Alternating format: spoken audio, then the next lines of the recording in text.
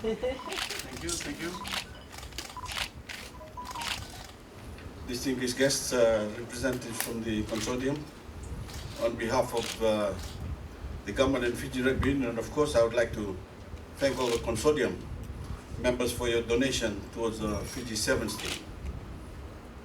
This would be a great investment for the players and their families. As I have mentioned during the National Sevens celebration, what our Sevens rugby victory means, the thrill it gave us, the way it brought us together, and the way Fiji, for one brief shining moment, became the center of the world attention. All we could say that there's so much to be thankful for this milestone achievement. Thank you to the team. My special thanks to the consortium group present here today, Vodafone Fiji, thank you sir, Fiji Airways, Telecom Fiji Limited, CJ Patel, and of course HFC Bank.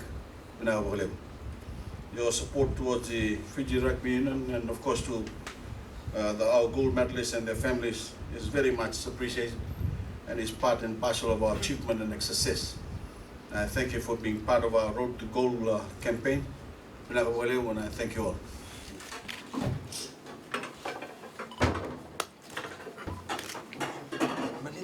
Thank you. Soccer and cricket, of course.